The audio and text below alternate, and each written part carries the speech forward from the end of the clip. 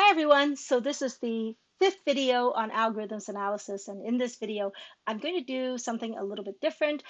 Instead of doing an example with you, I'm actually going to take a look at what the meaning behind runtime analysis is. Like we have all this math that's coming into play, but at the end, what do we really care about? What does all this math actually mean in practical sense, right? Because right now it's just a bunch of symbols, right? Numbers.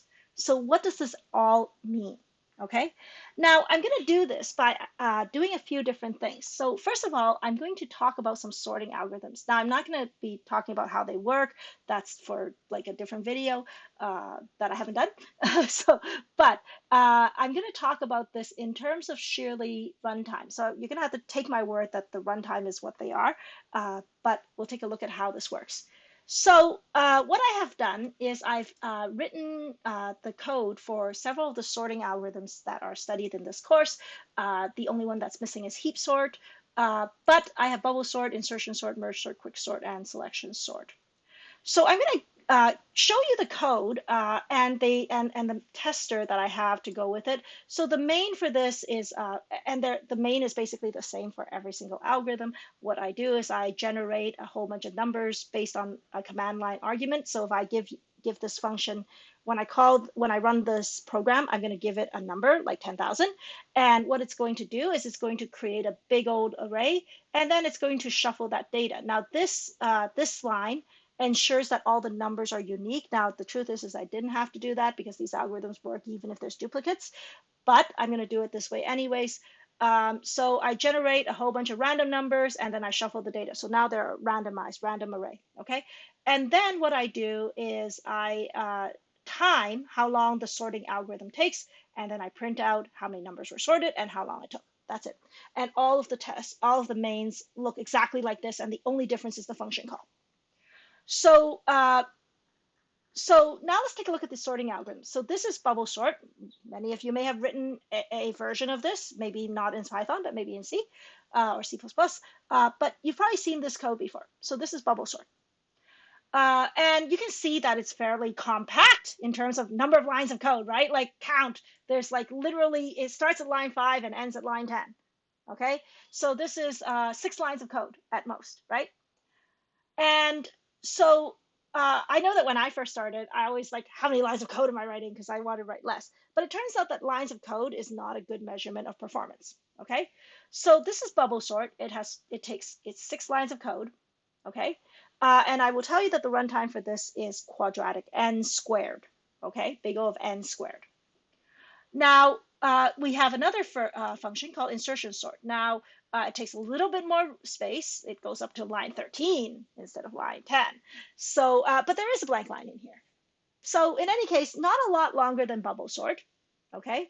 But this one is also like bubble sort, big O of n squared.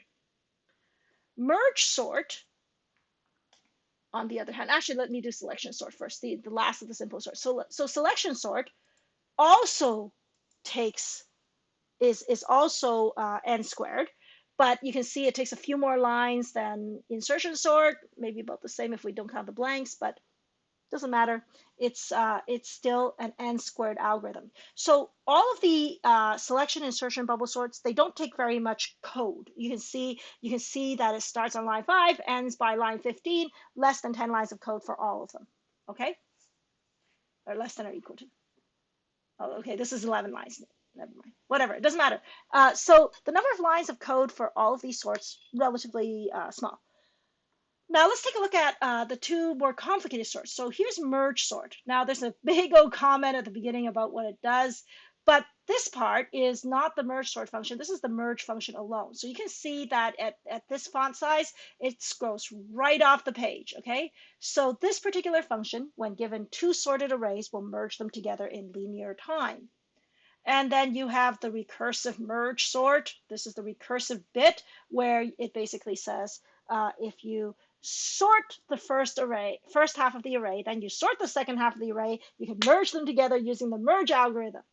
And then finally, there's the actual merge sort function that is used, which is not recursive in itself, but is basically a wrapper. So it creates an array so that the array can be used inside for the merging algorithm, because you need a second array for merging, and then it does the recursive call and so on. Uh, main is the same, so we don't have to look at that. Quicksort. Quicksort starts off with insertion sort. So when your array gets really small, remember quicksort does an insertion sort first, and so it does an insertion sort instead of doing quicksort. And then there's the partitioning algorithm, and then there is the actual recursive quicksort code, and then when it hits the threshold, it does insertion sort, otherwise it does the partitioning, and then it recursively quicksorts each part of the partition, the leftover bit. And the thing. So obviously, quicksort, in terms of sheer number of lines of code, quicksort, merge sort has more code, okay? But what does it mean? But both of those functions are not n squared. They're both n log n. So they're log linear. Okay. So what this means is that it's the quadratic curve versus the log linear curve. Let me see if I can find those pictures. So this means that, so what this means, this is the curve that describes the resource consumption growth of quicksort and merge sort. Look how it's almost linear, almost like a straight line, but not quite. And the other one is this one, quadratic. And you go, well, okay, this one's curvier, so whatever, right? Does it matter? Well, maybe. Let's find out, okay? So let's take a look at what this means in terms of this. So remember that I have this this tester that will actually put in that if I give it however many number of values to sort, it will generate that many numbers, and then it will sort them. Okay, so I'm going to start by doing Python bubble at 1000. Okay. Oh, sorry, it's bubble sort. Python 3 bubble sort at 1000. Okay, and it takes 0.5 seconds. Okay, fine, that seems, I guess, reasonable, right? So let's see how much time it takes for bubble sort to sort 2000. Now I want you to take a guess at what that is. So this is the time it took 1000 pieces of data, and now I'm going to double the amount of data. So I'm doubling the data. How much more time will it take? Is it just simply a doubling? Well, that number is not 2 times whatever this is. Like this is almost 0.06, right? So we can treat it as 0.06. Multiply that by 4, right? It should be 0.024, right? Or sorry, 0.24. Sorry, this is 0.24 is multiplied by 4. This is bigger than 0.24. Okay, so it's more than 4. Okay. Now, this number, it's more than 2, because if I only doubled the 0.06, it would have been 0.12, right? Around there. So this is clearly more than twice as much. Okay. Now, what about if I do 3 times the original? So bubble sort at 3000 elements instead of 2000. So 3 times the original. Well, it's obviously not going to be 3 times as much because 2000 is already 4 times as much, right? So you can see that this looks like it's almost like 10 times as much as before, right? That's significant. This is big. Okay, so we've got some stuff here that's happening that shows that this is kind of maybe not that fast. Okay, now let's take a look then at insertion sort.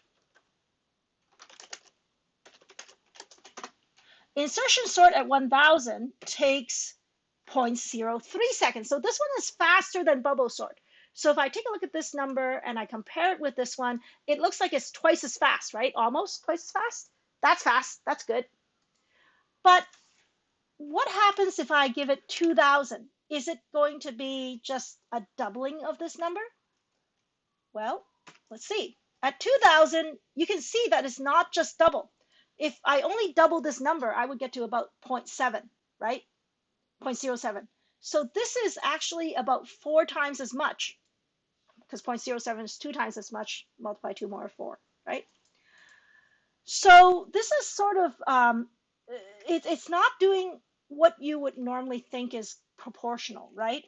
If I give it 3,000, it's not going to be 3 times as much as the original. It's almost 10 times, not quite, right? Like less than that, okay? So 9 and a bit times as much as the original. And if we look at selection sort,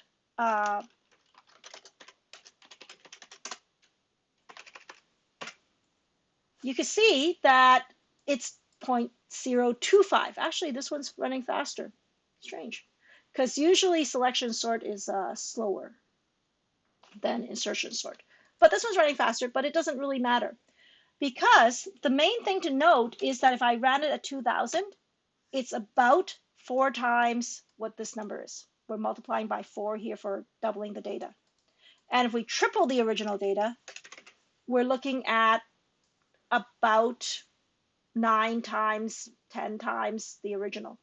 So selection sort, insertion sort, bubble sort, these are all n squared algorithms. And because they're n squared algorithms, we're getting this sort of thing that's growing, where it's going like when you double, you end up making it 4 times bigger. Okay, so for every doubling of the data. So if I so when I doubled, it was 4 times. When I tripled, it was 9 times approximately. Okay, which follows the quadratic curve. Okay, now what about merge sort then and quick sort? How would they perform? Python 3 merge sort. Merge sort at 1,000. Take a look at that. Now, just to remind you, the quickest one, selection sort, selection sort at 1,000 was this. No, that's merge sort, sorry. Selection sort at 1,000 was this. Merge sort at 1,000 is, there's an extra 0 in here. So these two numbers look about the same, but there's actually an extra 0. So this is 10 times faster. Now, being 10 times faster is not the point. Like insertion sort was, you know, like twice as fast as bubble sort, right? The key is not just that it is faster for that. The key is what happens when I look at doubling the data for this merge sort. When I double the data, notice that this is a little bit more than twice as much. Okay, if it was twice as much, it would be 0.0052. So this is more than twice as much, but not 4 times more, which was all the other ones, right? And if I triple the data, it's not 9 times the original. 9 times this number would not have 2 zeros, right? It would be about 0.02. So this is actually about a little bit more than 3 times this number. It's more than 3 because it's n log n, but it's not a lot more than 3. So this is what merge sort is doing. It's not just a smaller number, it's growing at a smaller speed. Just to sort of really sort of bring home the point, if I did Python, so if I did the fastest selection sort at 10,000, or maybe let's make it 100,000, okay? This is 100,000 elements for selection sort. It's going to take a while to do. And maybe that was the wrong number to choose, but this is actually going to take a while, okay? It's not going to be like 100. I probably chose the wrong number. So, okay, I don't think I want to actually wait this long. So let's take out a 0. 10,000 numbers. At 10,000 numbers, selection sort took 2.7038 seconds. Okay. So that's how long selection sort takes for this. If I did merge sort at 10,000, that's it. That's what happens when we talk about growth rates. as the data grows, you really, really notice the difference. Okay, and this isn't even really a lot of data. By the way, the C version runs much faster, so there is something to like the language choice and things like that. But regardless of this, what we're seeing is we're seeing how the amount of resource consumption actually grows and how that's different depending on what the runtime is. Now, the second thing is when you go and work, you're very unlikely to actually really do like formal analysis of anything. But you need to know what these words mean. So, what does constant mean? What does log mean? And so on. Because that sort of thing is actually inside the documentation that you might need to read to use certain functions. So I'm going to go to a website, cppreference.com. This is for C++. And this is their description of the map container. So some of you may have used this before. The map container, let's see the description here, okay? STD map is a sorted associative container that contains blah, blah, blah, blah, blah, blah. Now, the most important thing about this for what we're looking at is this part. Search, removal, and insertion operations are logarithmic complexity. So what that means is that if you put in n pieces of data into a map, you should expect that the operations for insert, searching, and removal to follow this curve right here, the one where it tries to become flat but never actually becomes flat. This is the logarithmic curve. And your runtime is basically, because this is the logarithmic curve, the runtime for those three functions is logarithmic, which means that as your data gets bigger and bigger and bigger, there isn't actually a significant change in terms of how many operations it will do. Okay. Now, for an unordered map, by the way, it also has a little blurb. So right here, the unordered map contains key value pairs, blah, blah, blah, blah, blah. And then search, insert, and removal of elements have an average constant time complexity. So here is that idea of like learning what the words mean. This documentation says constant time, which means that it doesn't behave like this, it behaves like this. So an unordered map, the insertion, search, and removal operations take the same amount of time regardless of the data size. Okay, so this is sort of the reasons why you sort of need to study this stuff, because it's actually things that you will use when you do your job, right?